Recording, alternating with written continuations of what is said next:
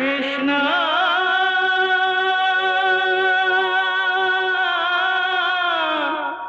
कृष्णा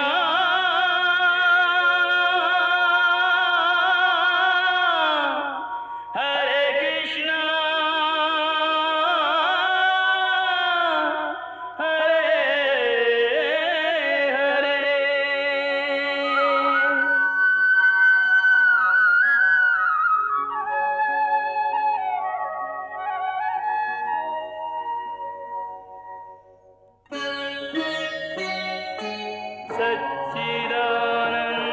सच्चिदानन्दरूपाय विश्वोत्पत्त्यादिहेतवे तापत्रयविनाशाय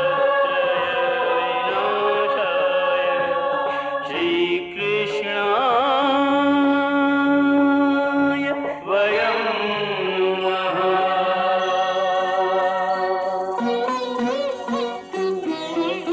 श्रीकृष्ण गोविन्द हरे मुरारे हे नाथ नारायण वासुदेव। हरे कृष्ण राधे राधे कृष्ण कृष्ण हरे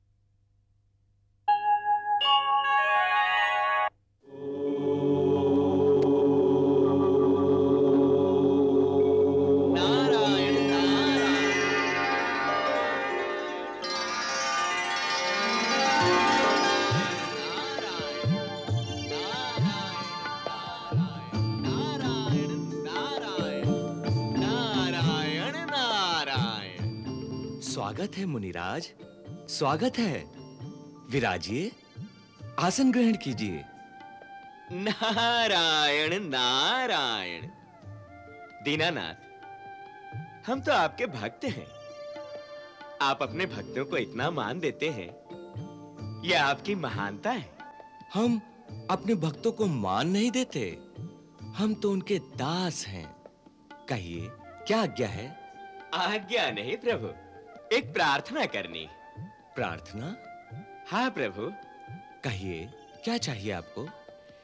मुझे तो कुछ नहीं चाहिए प्रभु, मैं तो केवल माता लक्ष्मी के लिए प्रार्थना करना चाहता हूँ।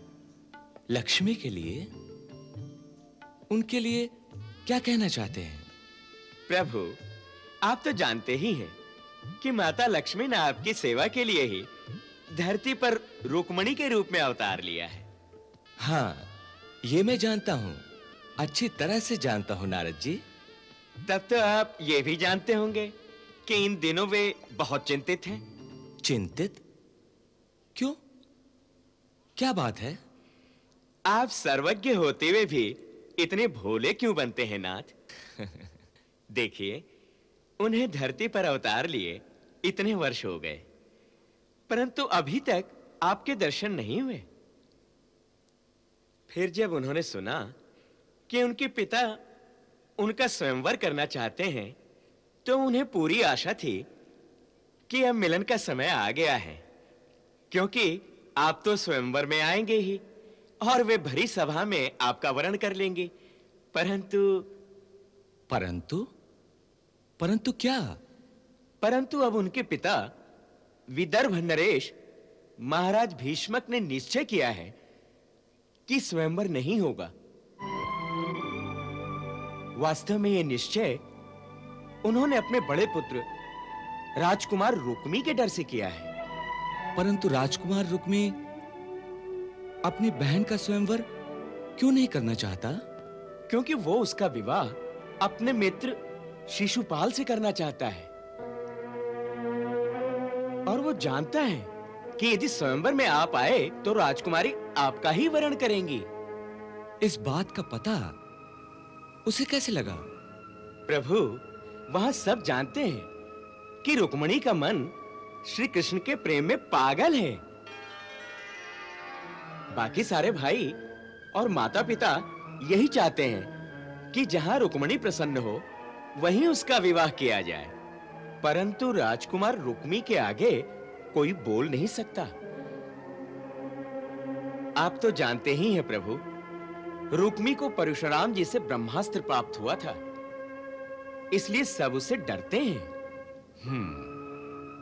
इसीलिए देवी रुक्मिणी का मन अत्यंत विह्वल हो गया है। वो सोच रही हैं कि यदि इस समय आपने उनका उद्धार नहीं किया तो वे अपने प्राण त्याग देंगी। भगवान, इसकी आवश्यकता नहीं पड़ेगी। हम समय पर पहुंच जाएंगे नारद जी, उनकी चिंता आप ना करें। भगवान, भक्त तो भावुक होता है ना, इसीलिए मूर्ख होता है। इसीलिए उसे अपने आराध्य की बड़ी चिंता लगी रहती है। मुझे बार बार इसी बात की चिंता है कि आपके रामावतार के समय जब माता लक्ष्मी सीता रूप में आई थी तो उस जन्म में पूरे जीवन में माता ने दुख ही दुख सहे थे। इसलिए प्रार्थना करता हूं कि इस जन्म में उन्हें दुखी मत होने देना। भगवान, दुखी मत होने देना, दुखी मत होने देना। नारद जी, आपको केवल सीता माता का ही दुख ध्यान में आया, पर आपने ये नहीं सोचा कि हमने भी उस जन्म में कोई सुख नहीं पाया। हम तो उनसे भी अधिक दुखी रहे। वो जब अयोध्या छोड़कर चली गई तो हम राजा होते हुए भी उसी हाल में रहे जिस हाल में वो वन में रहती थी। हमने भी समस्त सुखों का त्याग कर दिया था।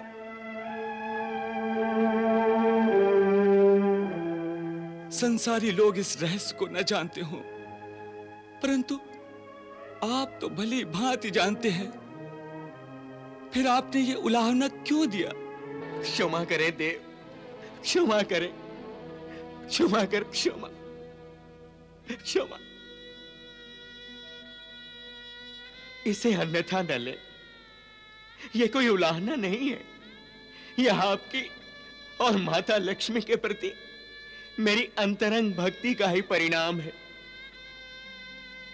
देवी रुक्मिणी की दशा मुझसे देखी नहीं गई, इसलिए उनकी पीड़ा कहने चला आया हूं। आप उनका शीघ्र उद्धार करें, मेरी आपसे बस इतनी सी प्रार्थना है भगवान, इतनी सी प्रार्थना। आप निश्चिंत रहें महामुनि, सब ठीक हो जाएगा, सब ठीक हो जाएगा। मुझे केवल इतना ही कहना है कि देरी न करें, अन्यथा वहां अनर्थ हो जाएगा। इन दिनों माता रुक्मिणी का चित्त बहुत विह्वल हो गया है, इसलिए आजकल वो दिन दिन भर दुर्गा भवानी के सामने बैठी पूजा करती रहती हैं।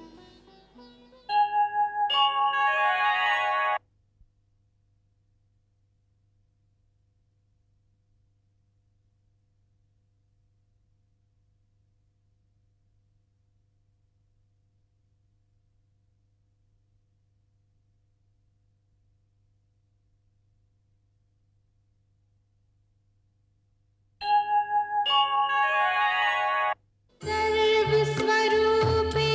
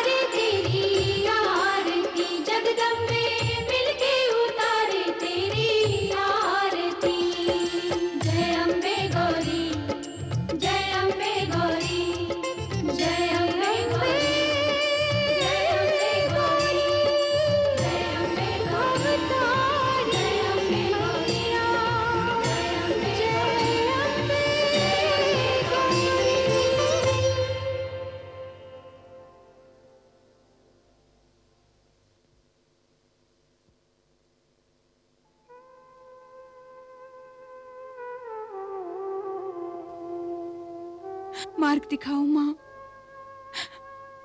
मुझे मेरा मार्ग दिखाओ। तुम तो सबके हृदय में वास करती हो ना। तुम्हें तो पता है कि मैंने मन से अपने आप को श्री कृष्ण की सेवा में समर्पित कर दिया है, परंतु मेरे पिता और मेरे भाई मेरा हाथ किसी और के हाथ में देना चाहते हैं। इधर जाऊं तो प्रेम को लाज लगती है और उधर जाऊं तो कुल की मर्यादा को कलंक लगता है। मेरी सहायता करो मां, मेरी सहायता करो कि जो मेरे जन्म जन्म के साथी हैं उन्हीं के श्री चरणों में मुझे स्थान मिले। वही मार्ग मेरे लिए प्रशस्त करो मां। मेरा हाथ पकड़कर मुझे ले चलो मां, चाहे तो जीते जी ले चलो, चाहे तो धर्मराज से कह दो कि मेरी मृत्यु के द्वार खोल दे, ताकि मैं उस द्वार को पार करके सीधा उनके श्री चरणों में पहुंच जाऊं। मेरे प्रण की लाज रखना तेरे हाथ में है मां, तेरे हाथ में है। रक्षा करो मां, रक्षा करो।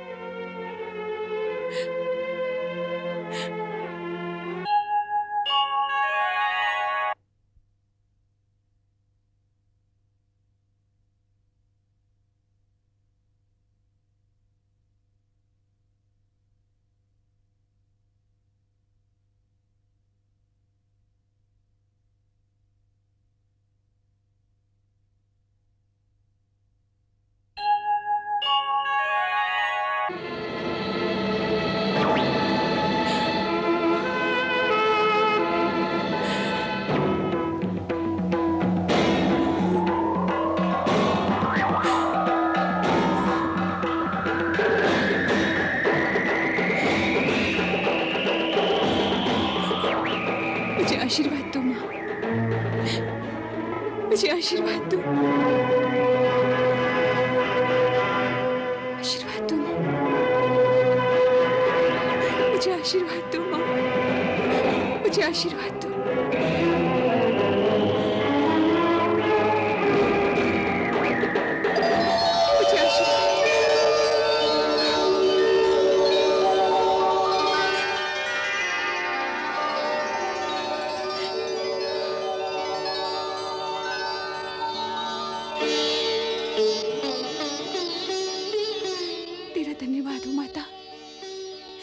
धन्यवाद हो, तेरा कोटि कोटि धन्यवाद हो मां।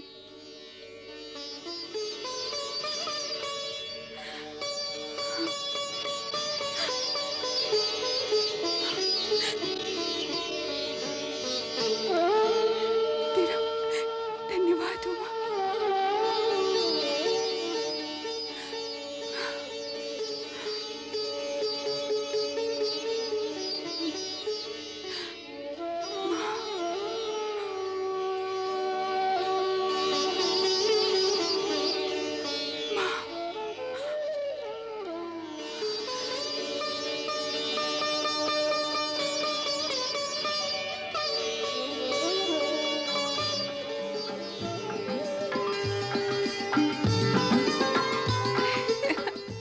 मैनावती, हाँ?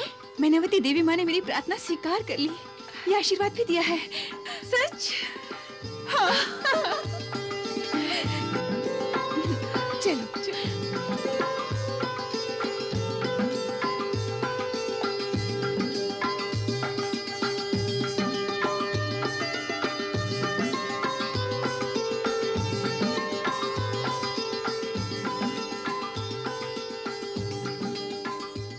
चलो सारथी।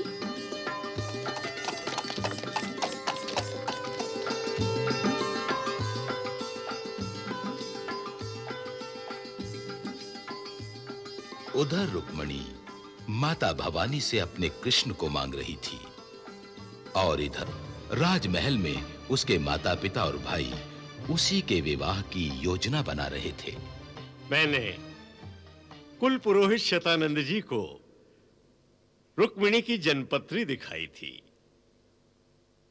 उन्होंने ज्योतिष विद्या द्वारा गणना करके कहा कि रुक्मिणी एक दिव्य कन्या है और उसका विवाह ब्रह्मा जी ने पहले से ही निर्धारित कर रखा है श्री कृष्ण के साथ। वाह वाह, कितनी भाग्यशाली है हमारी बहन कि उसका विवाह उसके साथ होगा जिसे लोग ईश्वर का अवतार कहते हैं। आज इस धरती पर श्री कृष्ण से अच्छा वर और कौन हो सकता है? सचमुच मेरी रुक्मिणी के योग्य वर तो बस एक कृष्ण ही है। मुझे तो कभी-कभी ऐसा लगता है कि जैसे कृष्ण को लोग अवतारी पुरुष कहते हैं, उसी प्रकार रुक्मिणी भी कोई अवतारी कन्या है।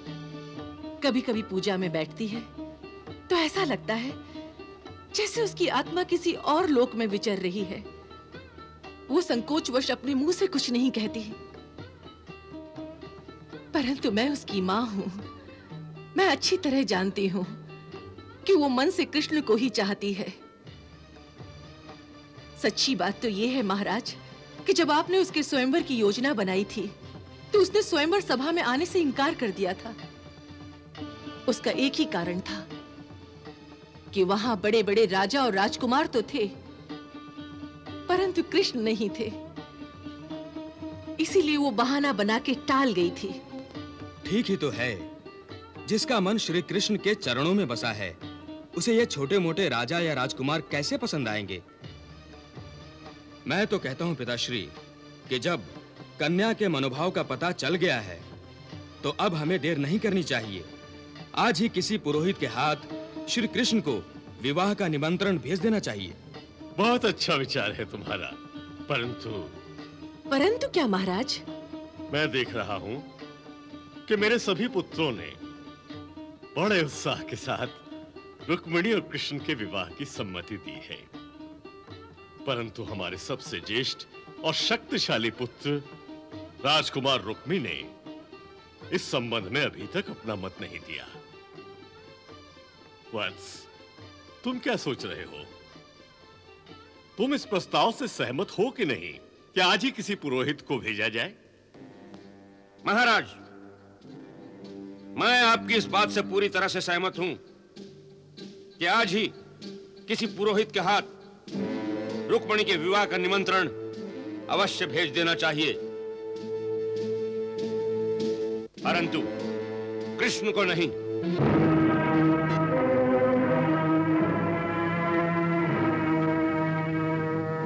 तो फिर किसको? शिशुपाल को। शिशुपाल को? शिशुपाल को? शिशुपाल? शिशुपाल को? शिशुपाल को? हाँ, शिशुपाल को। दमघोष के पुत्र शिशुपाल की बात करते हो? हाँ पिताश्री, उसी की बात कर रहा हूं, परंतु अब वो दमघोष का पुत्र नहीं रहा, बल्कि सम्राट जरासंध ने उसे गोद ले लिया है। अब वो मगध सम्राट का पुत्र है। पूरे भारत खंड में उस जैसा वीर राजकुमार दूसरा कोई नहीं। वो महारथियों में सर्वश्रेष्ठ महारथी और योद्धाओं का शिरोमणि है। वही मेरी बहन के योग्य वर है। उसे छोड़कर मैं अपनी बहन का विवाह किसी कायर ग्वाले से नहीं कर सकता।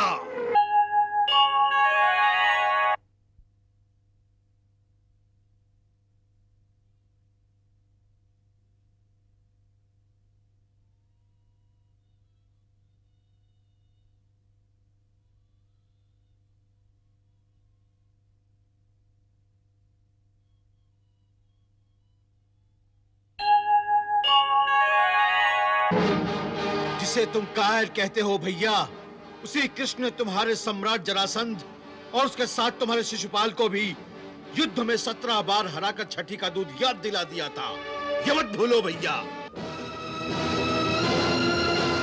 और तुम भी ये मत भूलो रूकमनत कि अंततः उसका परिणाम क्या हुआ। आज तुम्हारा वो ग्वाला जरासंध की मार के भय से समुद्र के बीच एक छोटे से टापू में चूहे की तरह छिप कर बैठ गया है। और ये भी मत भूलो कि कृष्ण यादव कुल का है, और ये यादव हम सूर्यवंशियों के कुल के बराबरी नहीं कर सकते। परंतु शिशुपाल भी तो कृष्ण की सगी बुआ का ही पुत्र है, फिर उसके कुल में ऐसी कौन सी अद्भुत बात है? यही बात तुमने एक बार जरासंध की सभा में भी कही थी रूपमरथ, और तब तुम्हें उसका उत्तर भी मिल गया था कि वो कृष्ण को अपना भाई नहीं शत्रु मानता है, परम शत्रु। जरासंध और शिशुपाल हमारे मित्र हैं, इसलिए मित्र का शत्रु हमारा भी शत्रु है। यही मित्रता का नियम भी है, इसलिए कृष्ण मेरा भी शत्रु है। और शत्रु भी वो जो मेरे बराबर कभी नहीं। मैं महर्षि दुर्वासा का परम शिष्य हूं। परशुराम से मुझे ब्रह्मास्त्र प्राप्त हुआ है। मेरा रथ अग्नि की ज्वाला से प्रकट हुआ है। मेरे धनुष बाण में एक दिव्य शक्ति है, और तुम्हारे उस कृष्ण के पास एक चक्र के सिवा और है ही क्या। ऐसा नीच और हीन शत्रु यदि मेरी बहन को ब्याह कर ले जाए तो उससे बड़ी लज्जा की बात और क्या होगी।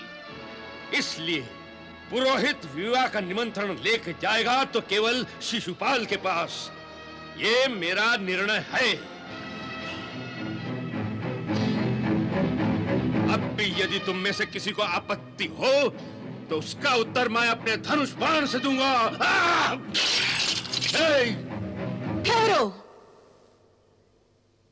तुम लोग बहन का विवाह करने जा रहे हो या आपस में युद्ध करने जा रहे हो?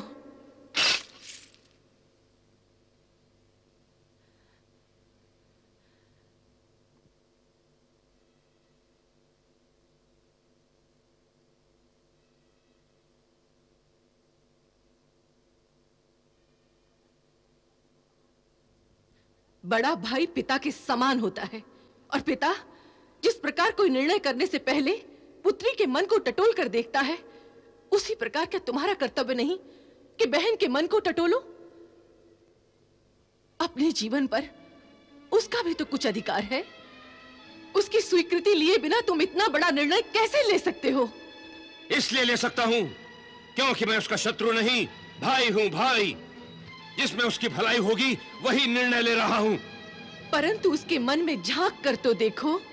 लड़कियों का मन तो मूर्ख होता है माताश्री, मूर्ख। वो बहुत जल्दी भावना में बह जाती हैं, आगा पीछा कुछ नहीं सोचती। किसी से किसी की प्रशंसा सुन ली, बस आ लिया उसी को हृदय में। ऐसा ही रुक्मणी के साथ हुआ है। उसने लोगों से कृष्ण के चमत्कारों की चर्चा सुनकर सब सच समझ लिया है। ऐसी मूर्ख बालिकाओं को जीवन के मूल तथ्यों से अवगत कराना मां का कर्तव्य होता है, और ये दायित्व मैं आप पर छोड़ता हूं। आप उसे समझाइए कि हम जो कर रहे हैं उसकी भलाई के लिए कर रहे हैं।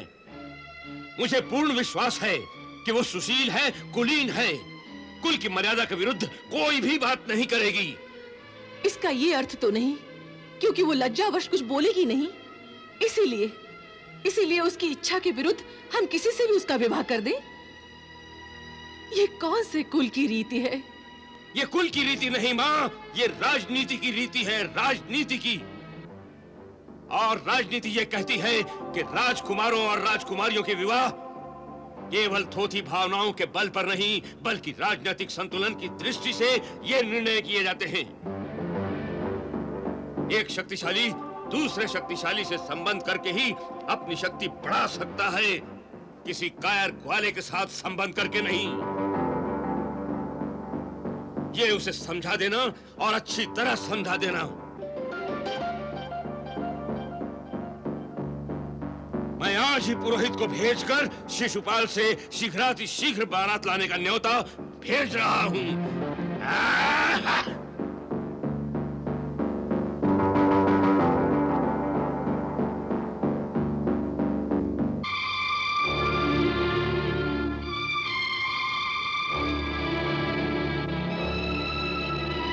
तुम तो उसे जानती हो, वो कितना हठी है।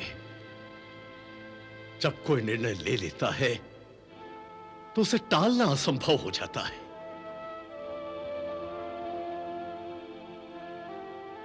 जैसा विधाता ने लिखा है वैसा ही होगा।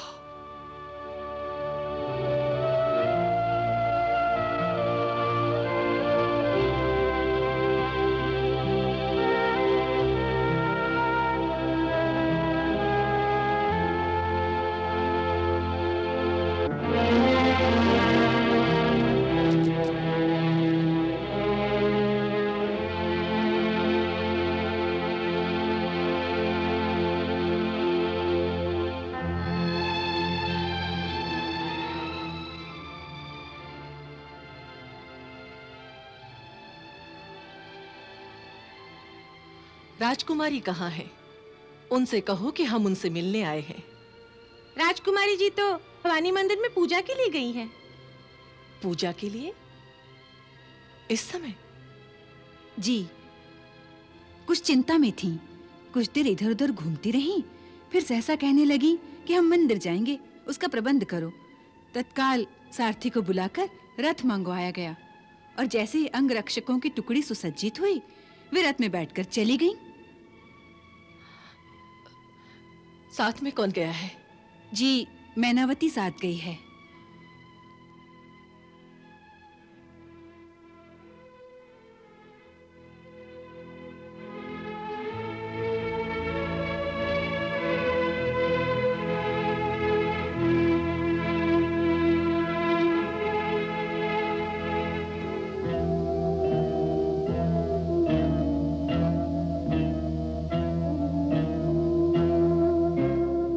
देवी माता, उसे शांति दो, धीरज दो।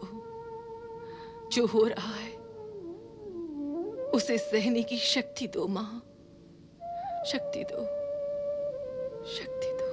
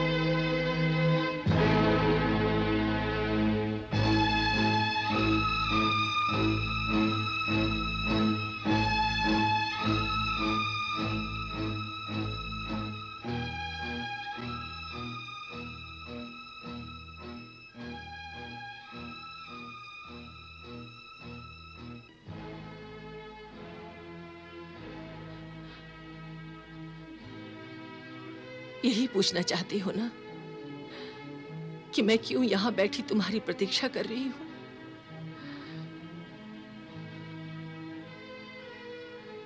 परंतु मैं तुमसे ये नहीं पूछूंगी कि इस समय तुम मंदिर में क्या करने गई थी, क्योंकि मैं जानती हूं कि तू देवी मां से अपने कृष्ण को मांगने गई थी।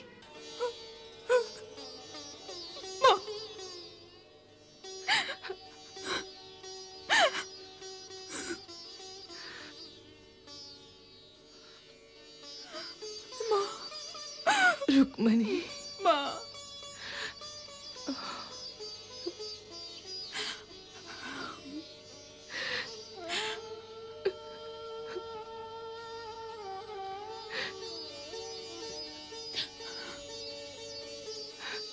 रुक्मणी, मैं तेरे हृदय की सारी बात जानती हूं, परंतु क्या करूं? तेरे बड़े भाई रुक्मी के आगे हम सब विवश हैं।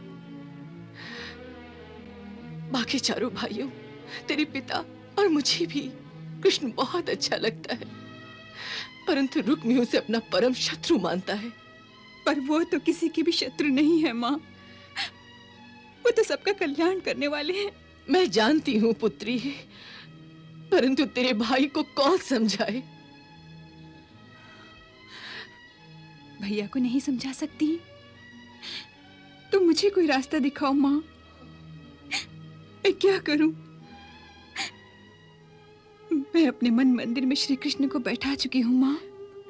उसे अपने मन से निकाल दो रुक्मिणी, निकाल दो। अगर उन्हें अपने मन से निकाल दूंगी तो उनके साथ मेरे प्राण भी निकल जाएंगे माँ। नहीं पुत्री, नहीं नहीं। हाँ माँ, मैं सत्य कह रही हूँ। आप भैया से पूछ लें कि वे अपनी बहन का विवाह करना चाहते हैं या बहन के मृत शरीर का विवाह करना चाहते हैं। उसे कहने से कुछ लाभ नहीं होगा पुत्री। वो तो इस बात को लेकर अपने भाइयों और अपने पिता से भी युद्ध करने को तैयार है। उन्हें भाइयों से युद्ध करने की कोई आवश्यकता नहीं माँ। उनसे कहो कि उनका एक बाण, केवल एक बाण से इस सारी समस्या का समाधान हो जाएगा। वे एक बाण मेरी छाती में मार दे, फिर कोई समस्या नहीं रहेगी माँ। न घर में कोई कलह होगी, चारों ओर शांति हो जाएगी, बस शांति।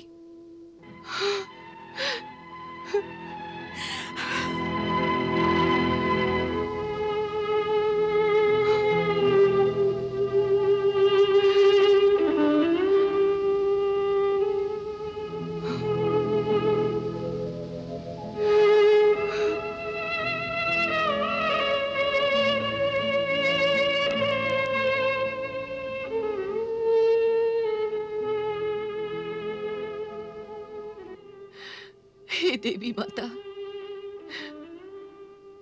एक माँ को कैसे धर्म संकट में डाल दिया तूने, कैसे धर्म संकट में डाल दिया, कैसे धर्म संकट में डाल दिया।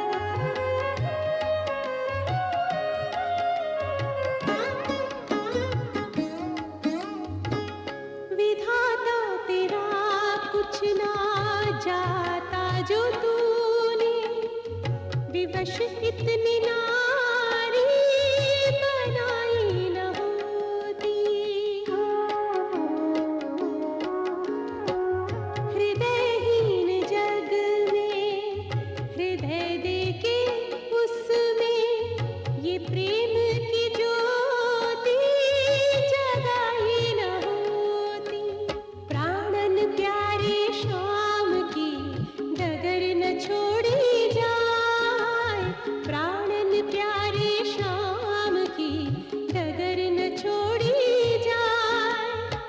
तिनका हो तो तोड़ दूं, प्रीत न तोड़ी जाए। बरखा की रुत नहीं है, बरखा की रुत नहीं है, नैनों से पर लगी है सावन भादों की झड़ी।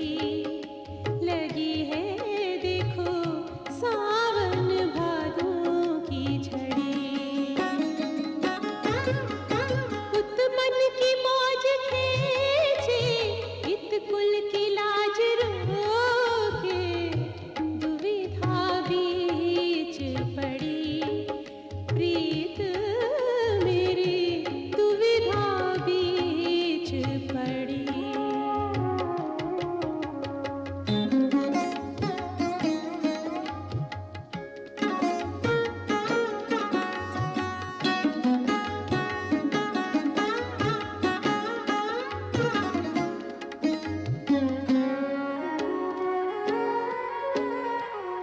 वरण की जो पूछो तो बीते युगों में, रमानाथ अपना वरण हो चुका है। हरण की जो सोचो तो मन प्राण आत्मा, कभी से सभी का हरण हो चुका है।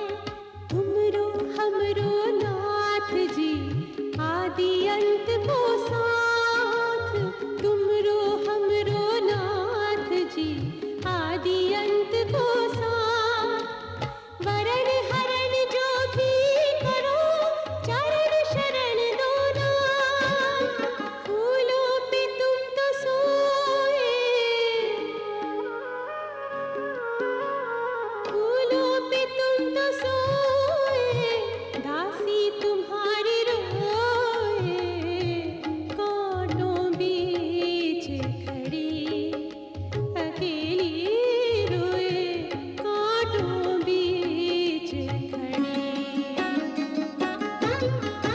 मैं प्रीत को निभाऊं या रीत को निभाऊं, संकट की है घड़ी प्रीत मेरी, दुविधा बीच पड़ी।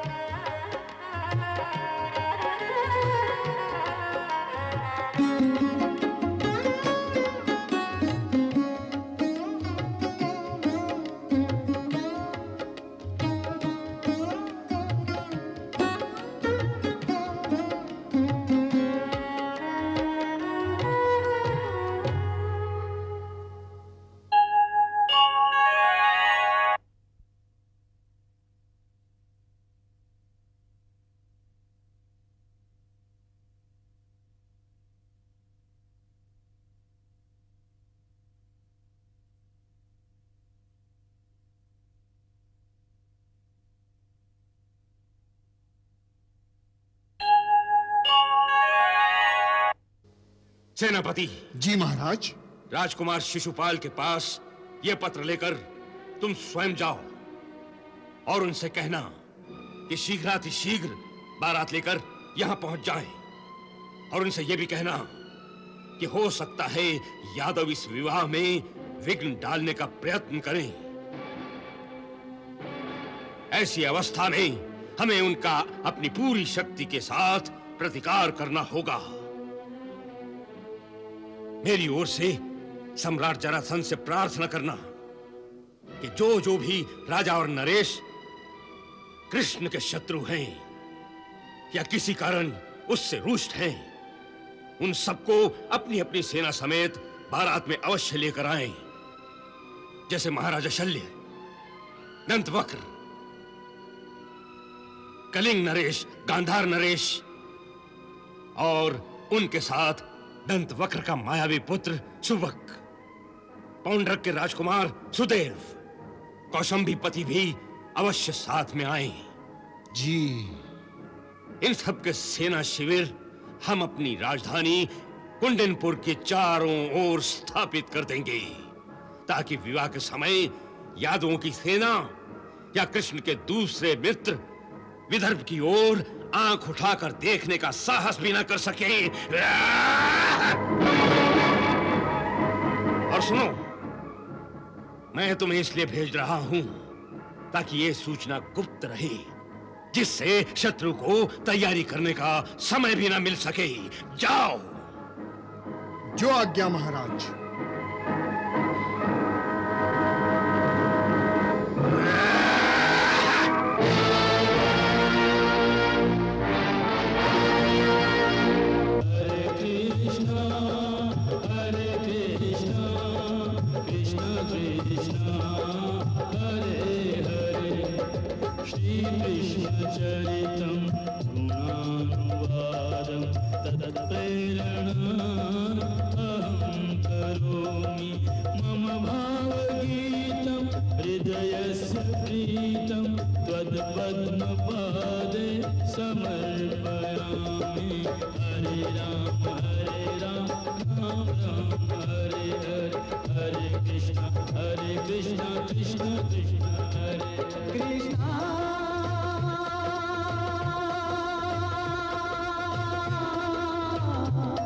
Krishna